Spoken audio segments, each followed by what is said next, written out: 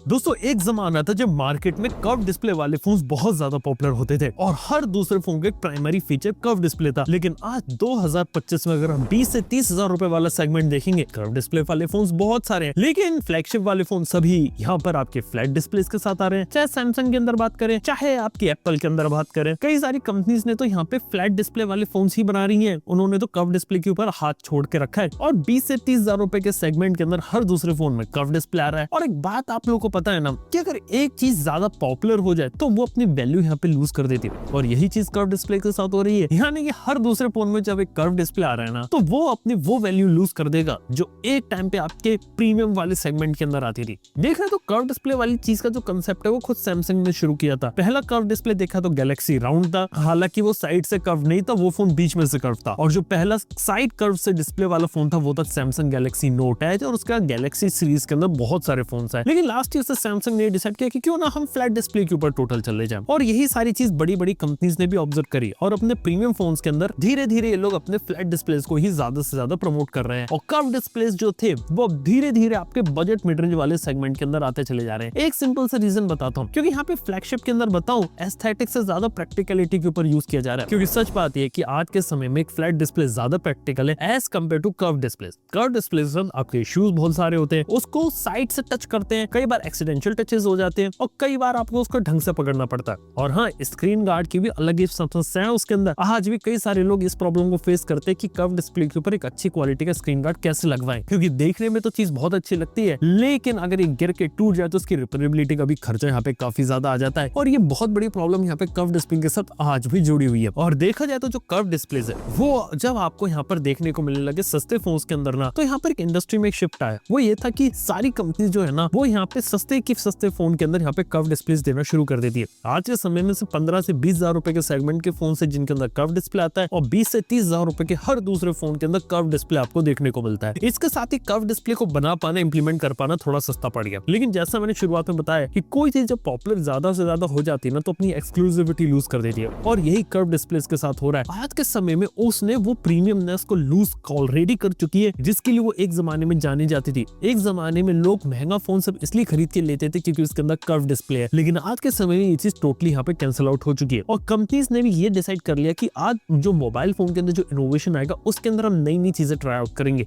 इसलिए एक तरफ से कर्व डिस्प्ले चेंज हुआ तो क्वाड कर्व वाली चीज आ गई कि चारों तरफ से कर्व डिस्प्ले रहेगा, ये भी आपको देखने को मिल लगा। इसके साथ ही फोन के अंदर ड्यूरेबिलिटी पर भी काम होने लगा, जहाँ पे अलग अलग टाइप के ग्लासेस और अलग अलग मटेरियल्स का यूज किया जा रहा है, जिसका यूज करके कर्व डिस्प्ले वाले फोन को और ज्यादा ड्यूरेबल बनाया जा सके, इस पर भी काम हुआ। लेकिन इसके साथ ही डिस्प्ले टेक्नोलॉजी के अंदर बात करें तो एक जो मेजर चेंज आया वो आया था सबसे पहले डिस्प्ले रेजोल्यूशन का, फिर आया आपका पीक ब्राइटनेस का, PWM डिमिंग देखने को मिली, हाई रिफ्रेश रेट देखने को मिला, और यहाँ तक कि आपको टच सैंपलिंग रेट देखने को मिला। वहां पे ये कंपनीज ने बहुत ही ज्यादा काम किया। और देखा तो जो फ्लैगशिप लेवल के फोन्स होते हैं, भले ही उसके अंदर कर्व डिस्प्ले नहीं हो, लेकिन आपको डिस्प्ले पैनल के अंदर क्वालिटी काफी ज्यादा अच्छी देखने को मिलती है, इवन खास तौर पे जब आप उस पे HDR वगैरह कंटेंट यहाँ पे यूज कर दे। और एक बहुत बड़ी चीज यहाँ पर मैंने देखी कि एप्पल का भी बहुत बड़ा इन्वॉल्वमेंट है, और एप्पल ने देखा है तो अभी तक एक बार भी कर्व डिस्प्ले के ऊपर फोन नहीं निकाला, और ये one of the main reason है कि जिसके कारण हर एक कंपनी धीरे धीरे एप्पल वालों को ही यहाँ पे फॉलो करने लगी है। इसके साथ ही देखा तो हर एक कंपनी ने प्रीमियम के अंदर कर्व डिस्प्ले का सारा इसलिए भी छोड़ा क्योंकि जो बड़ी बड़ी कंपनीज है वो अब फोल्डेबल के ऊपर ज्यादा से ज्यादा फोकस कर रही है, क्योंकि फोल्डेबल वाली टेक्नोलॉजी यूनिक लगती है, वहां पे डिस्प्ले को फोल्ड कर सकते हैं, और कर्व डिस्प्ले के बाद वो एक प्रीमियम फीचर रहेगा डिस्प्ले के अंदर जो एक प्रीमियम फोन के अंदर दिखा जा सकता है।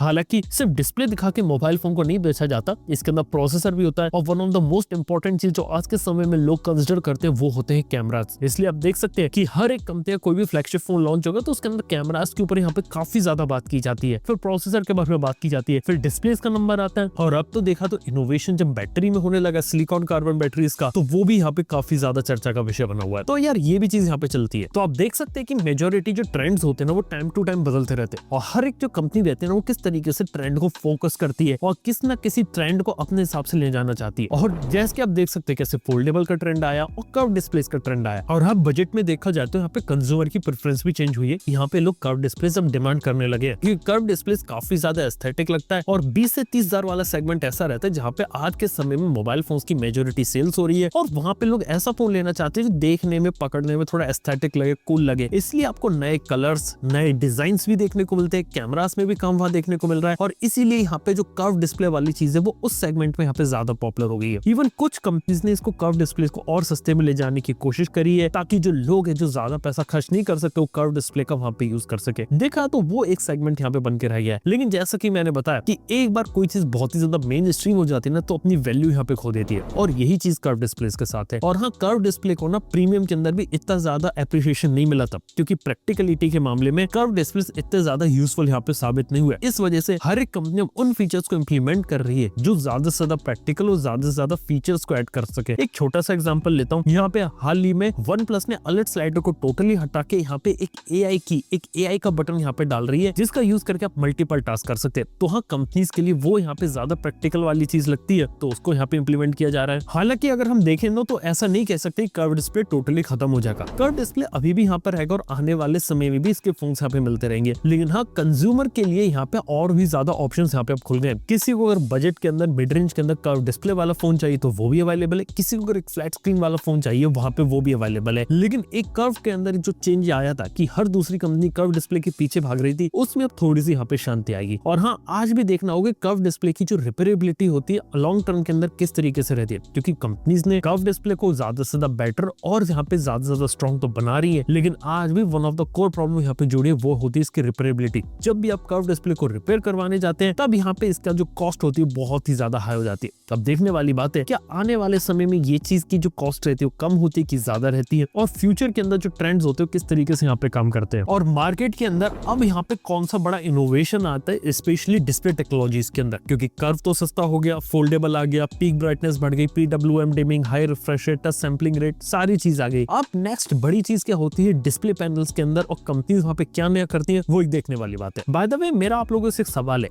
आप लोगों की एक प्रेफरेंस यहाँ पर क्या रहेगी, एक कर्व डिस्प्ले या फिर एक फ्लैट डिस्प्ले? अपना जो भी ओपिनियन कमेंट में जरूर बताना। थैंक यू बने रहने के लिए। मैं आप सुनता हूँ अपने नेक्स्ट वीडियो के अंदर। Good bye.